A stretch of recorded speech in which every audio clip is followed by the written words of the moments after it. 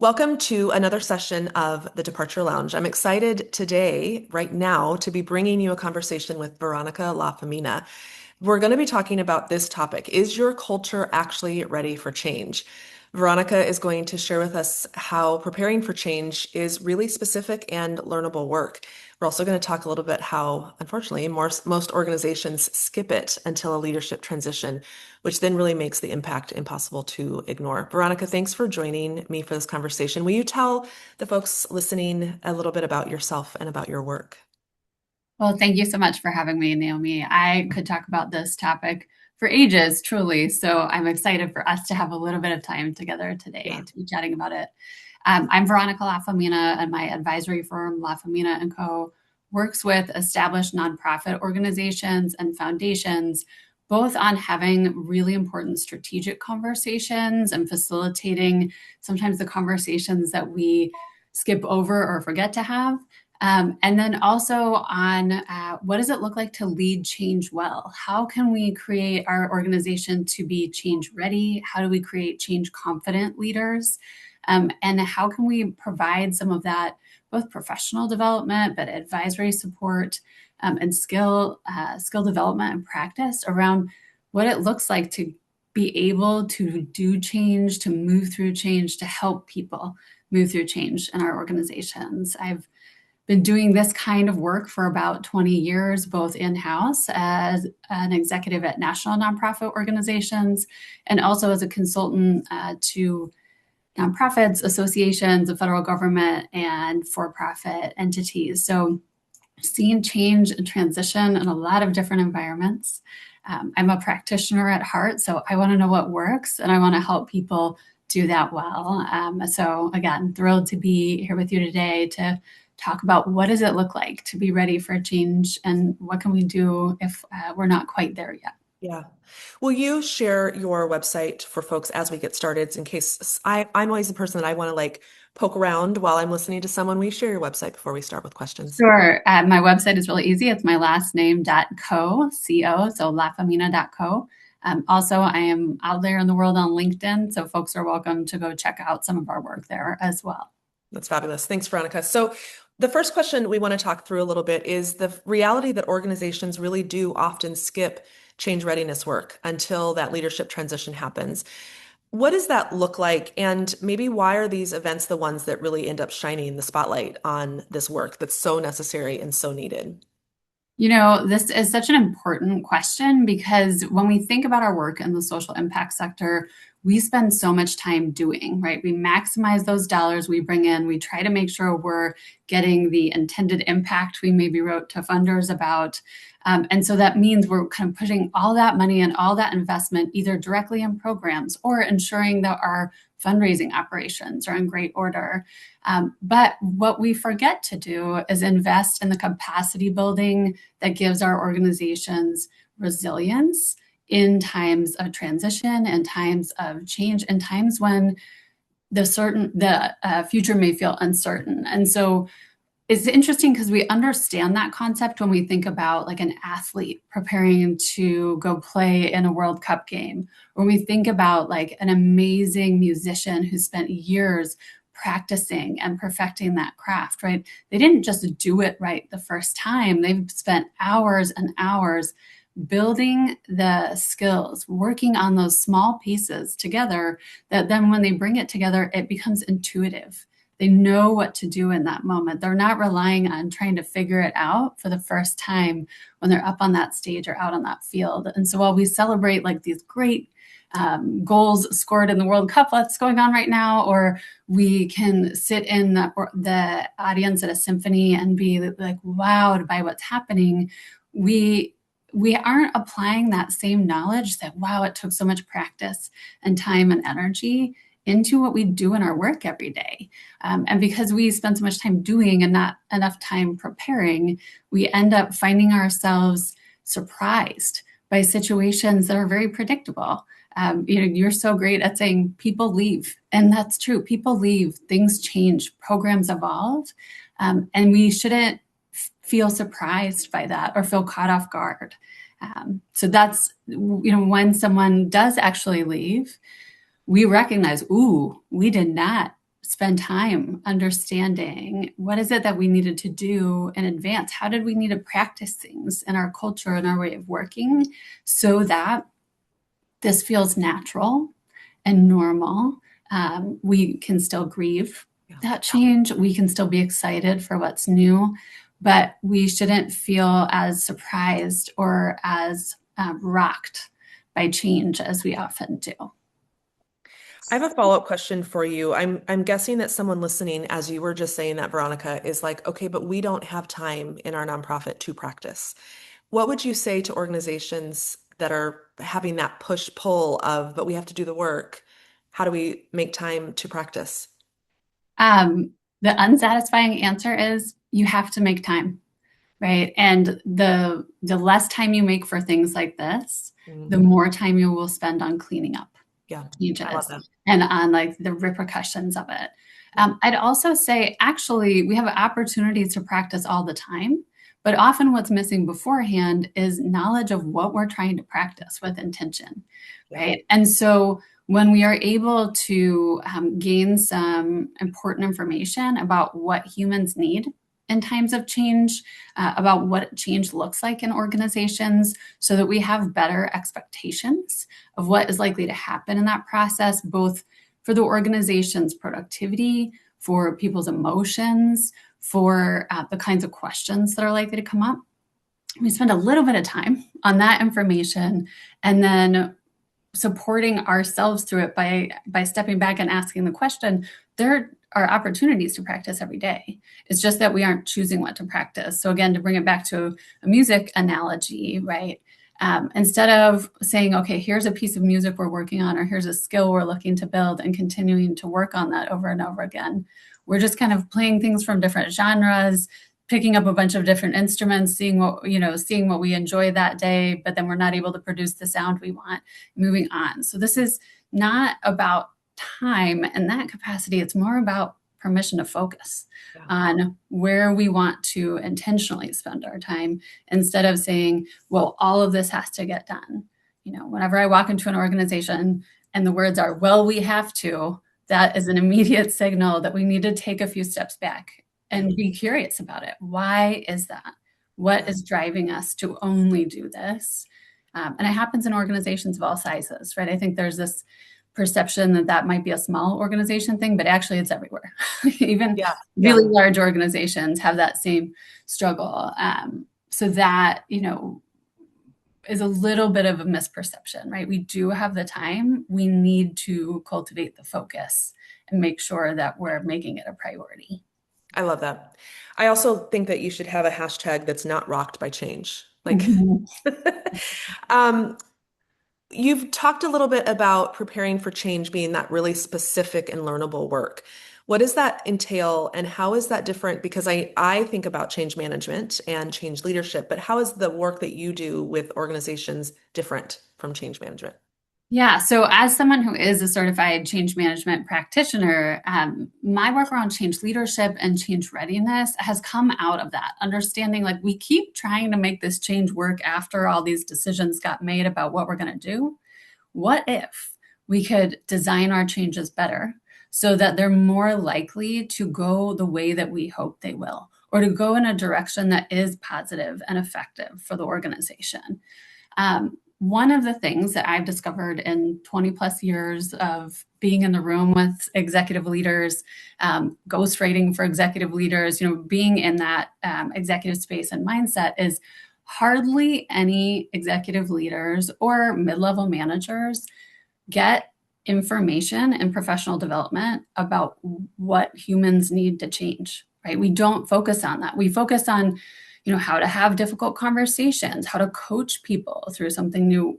These are valuable skills, but if we don't know why those skills matter and why that's important, not just statistics around it, but fundamentally like how we work as humans, it's really hard to design for better outcomes because ultimately change is about adopting new behaviors. And if we don't know what it takes for a human to do a behavior, then it's hard to know how to shape that work.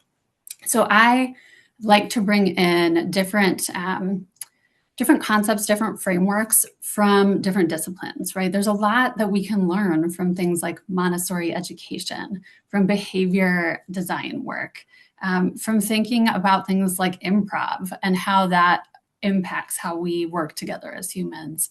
And so by being able to bring in kind of key principles and simple concepts and then show how we apply those in a change process over and over, makes it easier to practice the skills, right? This isn't about like a 14-point framework. It isn't change as a checklist. It's about being able to recognize and understand what's happening in situations, and then figure out how we apply it. You know, as a peer mediator for 4 years growing up, I just am so deeply ingrained, like we win as a team. We can come together even in times of conflict or even in times when things are hard and find a way forward. And that's a big part of this work too, this isn't management versus team. This isn't, headquarters versus the field. This isn't the board versus the organization. This is, what does it look like to do this together? And that starts with basic understanding that most of us aren't ever trained on or given in our work as leaders in organizations. I just underscore, highlight, bold all of that, what you were just talking about, that we're failing each other by not providing that training for how to manage people and how to understand the humanity of change, and how we all experience it, which goes as a beautiful segue right into the next question. Can you talk a little bit about the difference between an unprepared organization versus a prepped organization when it comes to how that organization, and I would posture also their community that they serve, experiences transition? What's at stake for that community, that mission, if they don't get it right? So, in simplest terms, right, an unprepared organization is more rigid and fragile, right? So if you think about like a piece of glass that when it tips over or gets shifted around at a move, it can easily crack. That is what happens in an organization that's unprepared, because we only have one way. We only operate in this shape, in this form, and we don't question how we might need to adjust and move. A prepared organization is a little bit more like, like silly putty or like Play-Doh, that has that ability to be flexible, and is able to say, okay, we can shift, we can understand. And some of the signs that you can look for in an organization are things like, especially when we're talking about leadership transition, if all decisions flow through one leader, that is not a prepared organization, right? If all of our meetings are just about the day-to-day work and not about thinking about how we want to work together, spending an adequate amount of time on the people side of the business, like it or not, social impact is hugely driven by the humans behind this work. And so when we aren't thinking about the people who power our organizations, we're actually making it harder for the people we serve to get what they need, because we're not seeing that by supporting and engaging and amplifying the humans here, we are not able to do our best work out in our communities, out in the issue we serve. For a prepared organization, things that we might see are decisions get made closer to the work that's happening, right? And that doesn't mean that we have a bunch of people going off doing things their own way. We still have systems and processes. We still have approaches for how we handle things, but there's a shared understanding and there's training and there's trust, so that we can be flexible and understand that a director who's dealing with something here and a director who's dealing with something over here are going to handle something maybe with their own style, but in the same way. Like we can create that kind of repetition and expectation of how things are going to go, instead of everything feeling urgent and how do we deal with this situation.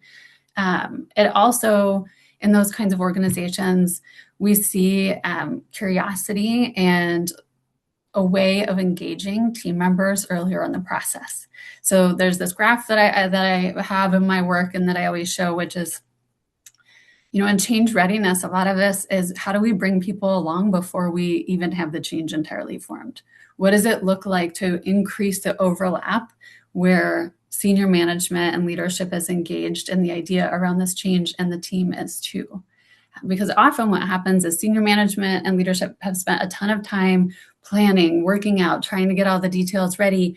And so when they announce the change, they are starting to come down out of their engagement, right? They might be exhausted. They've spent 6 months, 9 months, a year on this change already when everyone else is just hearing about it for the first time. And so just as team members' engagement is starting to go up, everyone else in leadership is starting to like deflate and move on to something new. And we are vastly decreasing that engagement time. So those prepared organizations work to have more overlap in that engagement between leadership thinking about working on a change and the team also doing that and contributing to what that change could look like. I love that example. We do customer journey maps or client journey maps a lot with our clients, and I have never thought about it until you just spoke about that, about going into our teams to do it. We always kind of do it externally for the people that you're serving as a Mhm. nonprofit. How powerful to go into your teams and realize where that overlap of their experience is and their engagement. That's, if you take nothing away else from this conversation, please think about that in your organizations. I also love that you use the glass versus the putty as the kind of example of the prepared versus not prepared, because you and I have talked a lot about how culture changes regardless of what we are going to do about it. And putty just seems so much more malleable and flexible. I actually have a box of putty here. Um, it can impact, it can hold impact differently than glass can. It also is so much more changeable. So those are just great examples. Thanks for sharing all of that. For the nonprofit leader, and leader in our book is anyone working in the field. It's not about the title, but the person who's listening and realizing maybe that they are heading towards a transition without having done the work that you've been talking about, that change readiness piece. What's the one thing that you would encourage them to focus on right now? Because it's going to feel like there's so much that they need to do. Is there just one specific simple thing that they should prioritize? It's always hard to come up with one, but in this case, I will do something that one thing the leader should do for themselves and one thing they can do for the team. So, one thing all leaders should do for themselves in times of transition is really examine their expectations, right? So, when we look at the stats around change and strategy, it's something like 75% of change efforts fail or 80% of change efforts fail. But the fine print that often doesn't come in with that headline is they fail to meet the expected timeline and budget, right? And so the question becomes, did the change fail or were our expectations out of line? And so for leaders, really thinking about what is the behavior that we ultimately are looking to change in the organization. That can be hard for leaders because we say, well, we want to tell people the goal and they can get there, right? Well, maybe depending on how specific that goal is or how easy it is to interpret what it is we're trying to do. Um, but when we start looking at it through that lens of understanding the behavior that we're trying to change and what is needed for that behavior to change, like what kind of barriers are in the way, what kind of training or support might people need, how could we make it easier to make that change happen, then we start to get a much more realistic idea of what our timeline and our budget and the resources and who needs to be engaged should be. So I think thing one is change always takes longer than leaders expect. And so by adjusting those expectations, we stop making this like a deadline to hit in 6 months and start saying, how do we get really good at transformation? What does it look like to help people move from doing it this way to doing it that way? Because the answer is not just we tell them when they do it. Humans don't work that way. um, what leaders can do for their teams is start helping them practice leading change now. So often, leaders in social impact, especially when we're really conscientious, we really want to do a good job for our team. We want to be the boss that people work for, but we sometimes do too much, meaning like we come up with the solution. Our team has a problem, we come up with the solution. And we get into this cycle over and over again where the team is not invested in creating or building, they're just reviewing and grading. Right. And that is not helping anybody as we think about that preparedness. So, what that might look like is if we have a new team member that's just joined our team, how can they provide feedback or help us design a better onboarding process for the next person? If we are launching a new way of managing our work, who are the members of the team who could work together to come up with some recommendations? How do we give people, the professional development and the critical thinking opportunity around what is a solution that could work here, rather than feeling like we need to provide it? Because leaders, with that feeling that pressure to provide, often the result is the team says, this change was done to us. We didn't have any input. We hear a lot of feedback that is disheartening because we've tried so hard to do right by the team. But those two elements, really, adjusting our expectations and then getting the team engaged in designing the change, are ways we can start practicing now. I love that. It makes me think so much too of all of the moments where maybe a manager or someone that has decision-making power has tried so hard to make this change good or easier or better. They ask their team for feedback and then they never close the loop to even say, here's what we did with your feedback. And so there's just so many opportunities. And I love that those were just two simple ways. And I also love that you had the looking in and kind of looking externally for that person listening. The final question for you, Veronica, is what role does board leadership play in ensuring that organizations are ready for change? Are boards typically, I mean, I think I know the answer to this from my experience, but from your experience, are boards typically part of the conversation? Are they left out? How does that play out in the work that you're doing? So boards always play an interesting role in our work, especially in the leadership space. I think, maybe a secret for all nonprofit folks out there is that it may feel like your executive leadership has a lot of power and they have all this decision-making authority. But when you're in that seat as an executive leader, it doesn't often feel that way. You are dealing with a lot of different demands and constraints, and it doesn't feel as open to making change an opportunity as some folks may feel. Um, what boards can do in this situation is boards can ask good questions or even make requests. We would like to invest in change readiness. We want to make sure our leaders and our teams are ready for this kind of work. We know there will be changes, and we're not expecting you to do that without any resources or new capacity or new education on how to do that. So boards can play a huge role in saying this is an investment priority for us. Another role boards can play is being really careful when we're thinking about leadership transitions, when someone is leaving, to examine what is it that this organization needs next, right? We have a bias in social impact toward hiring visionary leaders who have all of these great inventive ideas. But when that kind of leader enters an organization that really needs like a stability or sustainability leader next, that naturally causes conflict because the organization's not ready to put those visions into reality. So boards get excited about the idea of change during my board term, right? Change during my moment with the organization. And what they can do is expand the lens and say, what do we need most right now? What kind of season is the organization in? And what does that mean for the kind of leader we need here? And if they're not sure, that's a great time to get some input from staff, right? Sometimes we get nervous about staff and board talking to one another, or board members may take one, staff comment and make that a much bigger lens than it is. The point of that data gathering is not to say this is the right answer, but it's to get a broader set of perspectives on what's happening at the organization and how we can make a great step next, so that we're not in this constant house flipper mode, which is what often happens. And I know you see in your work where it's just transition after transition after transition, but instead, what does it take to build the foundation here?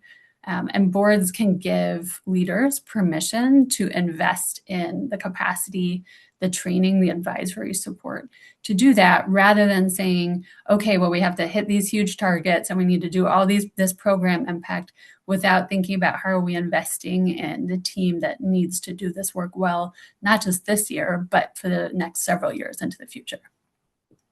It's so interesting to think about too, Veronica, how there is so much fear around board and staff engagement together. There's also so much fear around a board having in their tenure that just stable. the stable organization is really powerful. And you're right that people, I think, tend to want to have something exciting or innovative or something that maybe is pushing the edges a little bit. And sometimes stability and sustainability is the most important.